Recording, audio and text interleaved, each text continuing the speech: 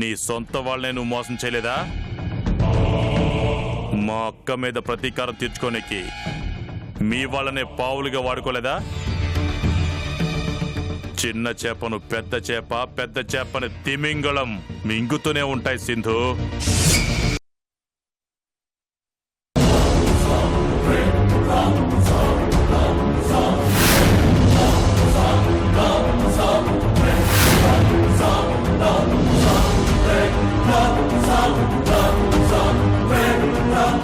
సిరి, ఒకసారి నీ hair pin ఇవ్వు. దేనికి సంజు? బా చెప్తాను, ఇటు.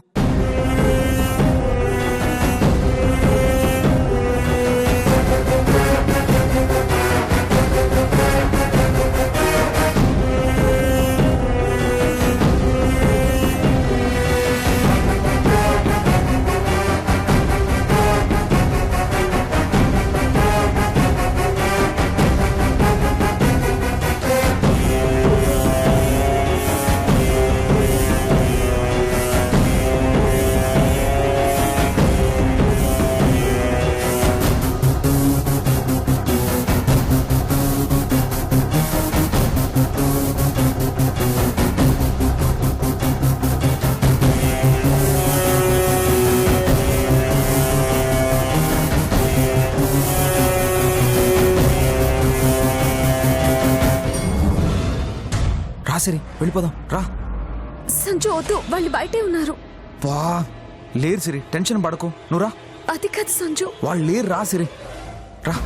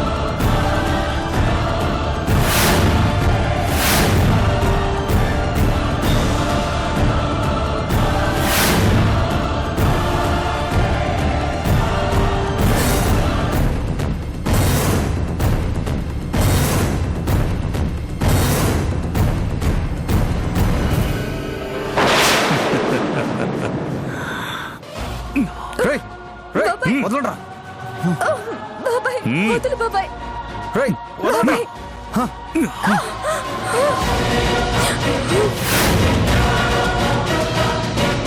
ఈ శివయ్య దగ్గర నుంచే పారిపోవాలని చూస్తావరా?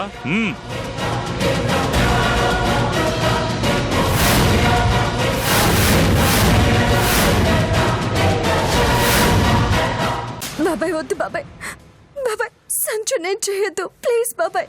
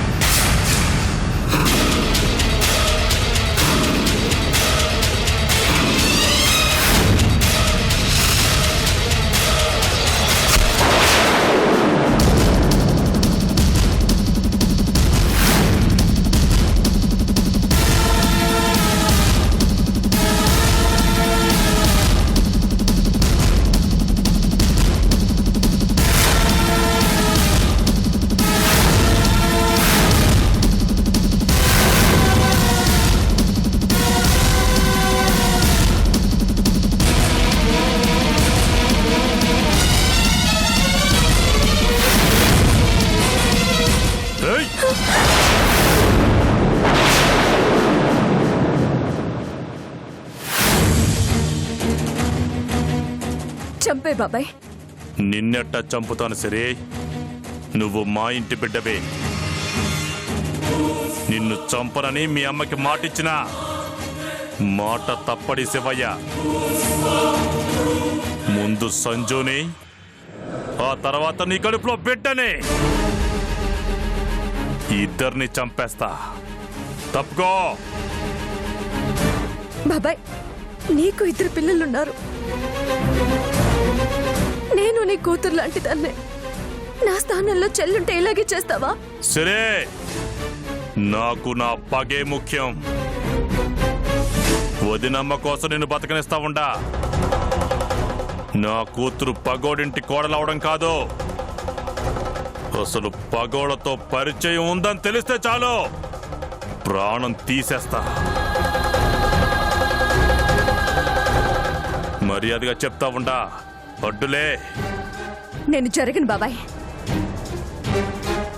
అడ్డులే. లే. ఏయ్!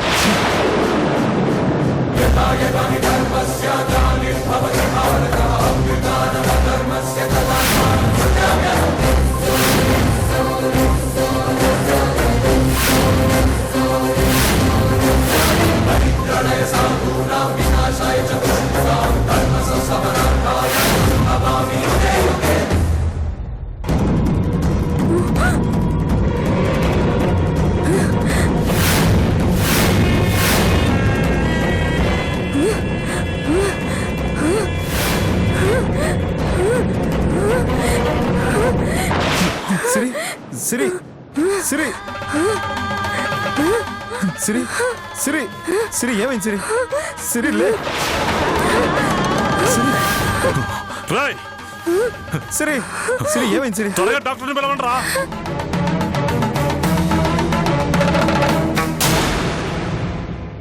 ఓకే ఓకే ఓకే మీరు ముంబై నుంచి హైదరాబాద్ వచ్చినప్పుడు నాకు కాల్ చేయండి, తప్పకుండా మనం మీట్ అవుతాం.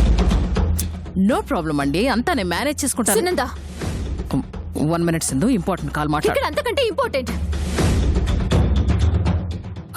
సారీ అండి, నేను మళ్ళీ కాల్ చేస్తాను. ఓకే.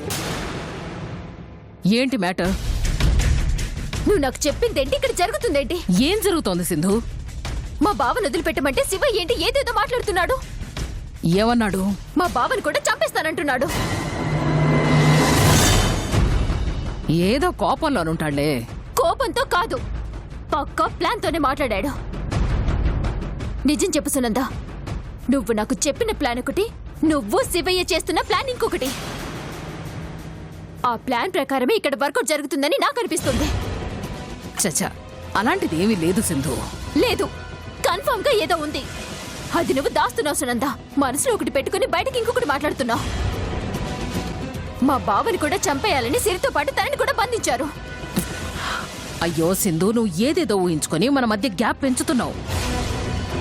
సంజు సేఫ్ గానే ఉంటాడు, నువ్వేం వరీ అవ్వకు. కూల్. సునందా, నీకిదే చెప్తున్నాను. నిన్ను నమ్మి హెల్ప్ చేశాను. ఏ చిన్న తేడా వచ్చినా నేనంటే ఏంటో మీకు చూపిస్తాను.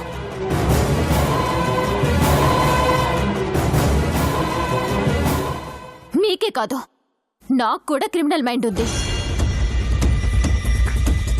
మా బావను వదిలిపెట్టమని వెళ్ళడిగితే నన్ను చంపేస్తానని బెదిరిస్తాడా? అసలు నా గురించి ఏమనుకుంటున్నాడు? మీ హెల్ప్ అడిగానన్నా అంత చీప్గా చూస్తున్నాడు. శివయ్య వెనుక మనుషులున్నారని రెచ్చిపోతున్నాడేమో. డబ్బు పారేస్తే లారీల జనం నా వెనకాల ఉంటారు. సింధు, ఏం లేని దాన్ని ఊహించుకొని నువ్వు చాలా దూరం ఆలోచిస్తున్నావు. ఆలోచించడం కాదు సునందా, మా బావను వదలకపోతే నా ఆలోచనని ఆచరణలో పెడతాను. మా బావని ఇక్కడి నుంచి ప్రాణాలతో ఎలా తీసుకువెళ్లాలో నాకు బాగా తెలుసు. మన మధ్య గొడవలు రాకూడదని నీకు చెప్తున్నాను. Okay okay okay okay Sindhu, problem చెప్పావు కదా, శివయ్యతో మాట్లాడి నేను సాల్వ్ చేస్తాను, సరేనా? Be cool. నేనేం చేయకుండా కూల్గా ఉండాలంటే నాకు మా బావ కావాలి. లేదంటే నువ్వు శివయ్య ఇద్దరు ఉండరు. Mind it.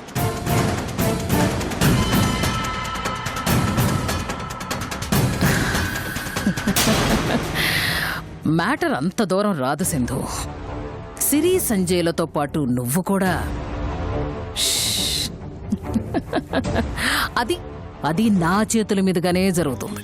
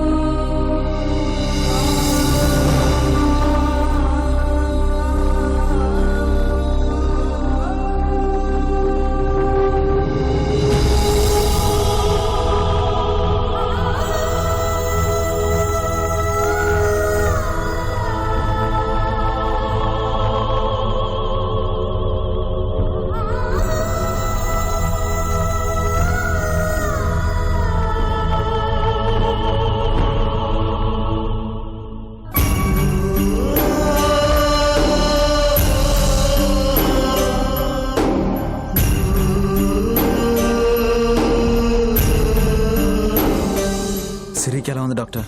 No problem, she is okay. మరెందుకలా ఫిట్స్ వచ్చిన మనిషిలా పడిపోయినది? తను బాగా ఒత్తిడికి లోనవటం వల్ల అలా జరిగింది. బాధపడే వార్తలు విన్నా, భయపడే ఇన్సిడెంట్స్ చూసినా ఇలాగే జరుగుతుంది. ఇంకొకసారి ఇలా జరిగిందంటే చాలా ప్రమాదం. తను ప్రెగ్నెంట్ కదా, టెన్షన్ పెరిగిందంటే కడుపులో బిడ్డకే ప్రమాదం.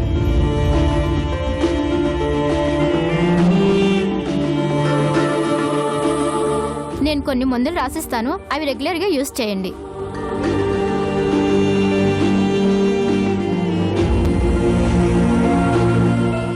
ఈ మెడిసిన్ వాడండి.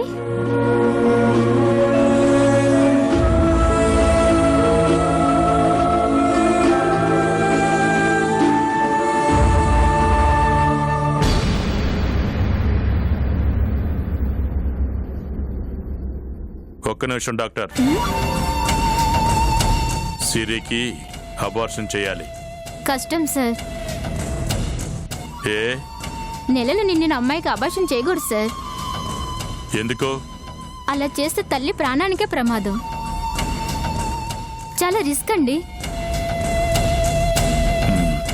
సరే, మీరు పోండి. ఒక్క నిమిషం.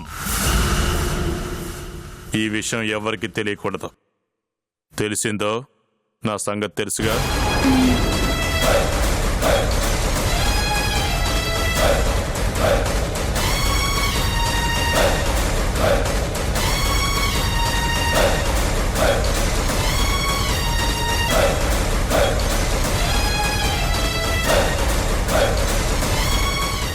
సిరే,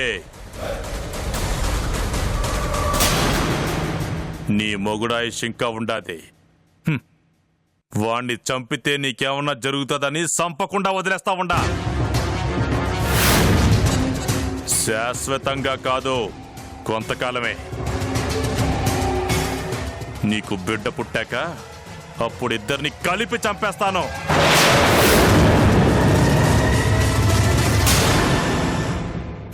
అప్పటిదాకా నీ సంజును చూసుకుంటూ బతుకు.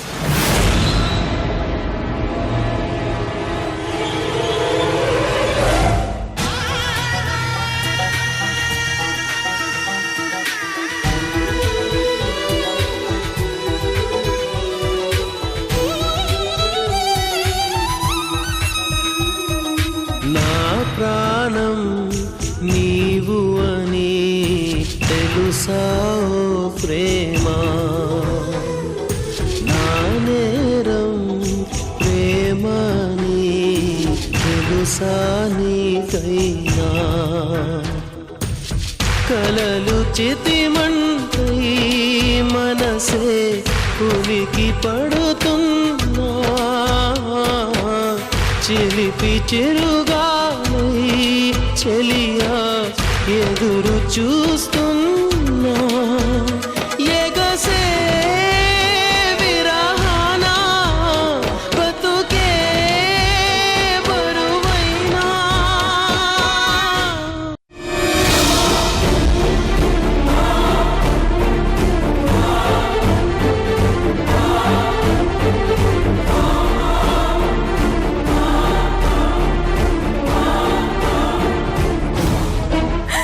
ఉమాదేవి, వదినా, సిరి సంజయ్ని అసలు ఎత్తుకెళ్ళాదంటగా. అన్న ఫోన్ చేసి చెప్పినాడు. అసలు ఏం జరిగినది?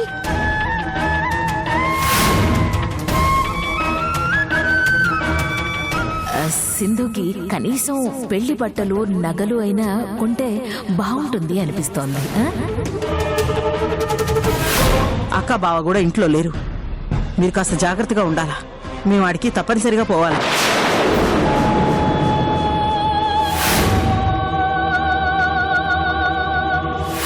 మంచిదానిలా నటించి మమ్మల్ని అందరినీ మోసం చేసి వాళ్ళని తీసుకెళ్లిపోయింది.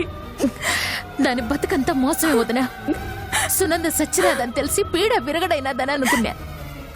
ఇంక సిరి సంజయ్లకి ఏ కష్టాలు ఉండవని సంతోషించినాను. కష్టాలు దాని రూపంలో బతికే ఉండాయన్నమాట. లోకంలో ఎంతో మంది అర్ధాంతరంగా చస్తా ఉంటారు. దానికి ఆ సావు ఎందుకు రావటం లేదో నాకు అర్థం కావట్లేదు వదినా. నా బిడ్డ ఏం పాపం చేసినాదని సిరి అంటా తిట్టాబడతా ఉన్నది. పెళ్ళైన క్షణం నుంచి ఇప్పటి వరకు సిరి జీవితంలో బాధలు తప్ప ఏనాడన్నా ఆనందం ఉండేదా? మంచి వాళ్ళకు కూడా ఆ దేవుడు ఇన్ని కష్టాలు ఎందుకు పెడతాడో నాకు అర్థం కావట్లేదు. సిరి కష్టాలకు కారణం ఆ దేవుడు కాదు ఉమాదేవి, నేనే.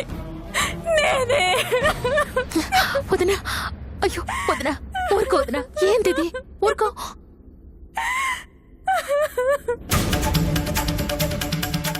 సింధు మాటలు నమ్మి సిరిని బాధ పెట్టాను. నా కోడలు మంచితనాన్ని అర్థం చేసుకోలేక అవమానించాను. నిజం తెలుసుకుని సిరిని ఆదరిద్దామనుకుంటే ఇప్పుడు అవకాశమే లేకుండా పోయింది. నా వల్లే ఉమాదేవి ఇలా జరిగింది. నేనే తప్పు చేశాను. నువ్వు మాత్రం కావాలని చేసినావా వదినా? సింధు నిన్నట్ట తప్పుదోవ పట్టించినది. దానిక పాడు బుద్ధి ఎందుకు కలిగినదో ఏమో. అసలు దానివల్లే వదినా ఇదంతా. సంజయ్ నా జీవితాన్ని పాడు చేసినాడు అని అది నాటకం ఆడకపోయి ఉంటే సిరి సంజయ్లు ఒకటయ్యేవాళ్ళు. నీలాంబరి సింధుని ఇంట్లో నుంచి బయటికి వెళ్ళగొట్టేది. అప్పుడు అందరూ మనశాంతిగా ఉండేవాళ్ళు. నిజమే ఉమాదేవి, ఆ నిజాన్ని నేను గ్రహించలేకపోయాను. ఇప్పుడు నా బాధంతా సిరి గురించే. అసలే కడుపుతో ఉంది. అక్కడ ఎన్ని కష్టాలు పడుతుందో ఏంటో.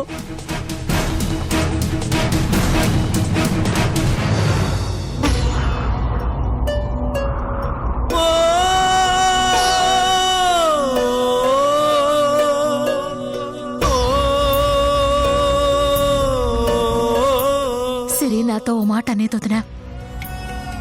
అమ్మా, మా అత్తయ్య ఇప్పుడు నన్ను నమ్మకపోయినా వాళ్ళింటి వారసుడికి రేపు నేను జన్మనిచ్చిన తర్వాత ఆ బిడ్డను చూసైనా నన్ను కోడలిగా ఒప్పుకుంటారన్న నమ్మకం నాకుండాది అని.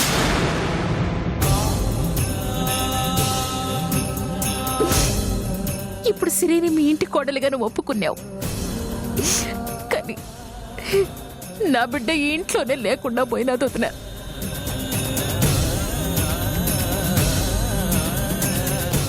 బాధపడకుమాదేవి, నా కోడలికేమీ కాదు. సిరి సంజయ్లు క్షేమంగా వస్తారు. ఇంద్రాణి మీ అన్నవాళ్ళు వెళ్లారుగా, తప్పకుండా తీసుకొస్తారు. మళ్ళీ నా బిడ్డను నేను చూస్తానంటావా వదినా? అవే మాటలు ఉమాదేవి. ఆ సునంద, సింధు, శివయ్య ముగ్గురు కలిసినారు. అదే నా భయం వదినా. ఎంతమంది ఏకమైనా సిరినేం చేయలేరు. తన మంచితనమే తన్ని కాపాడుతుంది.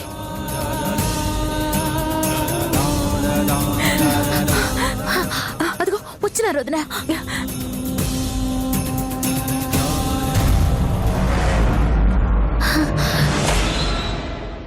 ఏమైనా ఇంద్రాణి, సిరి సంజయ్ని తీసుకురాలే?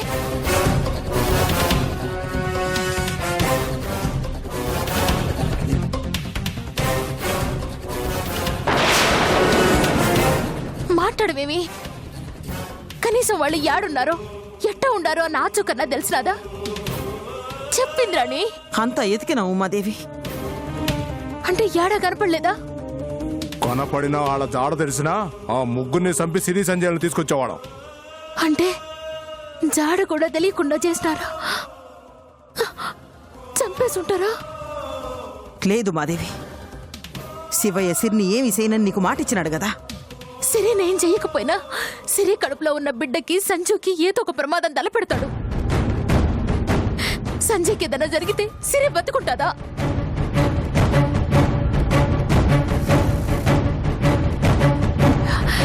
సిరి సంజయ్ని కాపాడుకోలేని మనం బతుకున్న ప్రయోజనం లేదు ఇంద్రాణి. అందుకే చెప్తాండాను, నువ్వేం చేస్తావో నాకు తెలవదు. సిరి సంజయ్ని నువ్వు తీసుకురావాలా అంతే.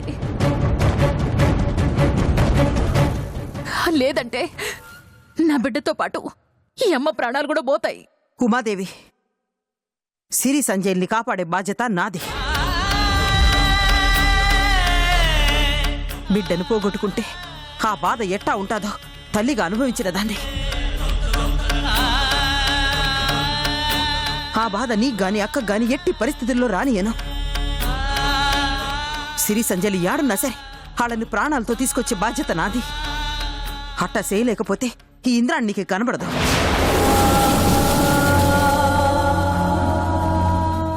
అన్నా, సిరి సంజయ్ని తీసుకురావాలంటే ఒక్కటే మార్గం. ఏంటిదమ్మా అది?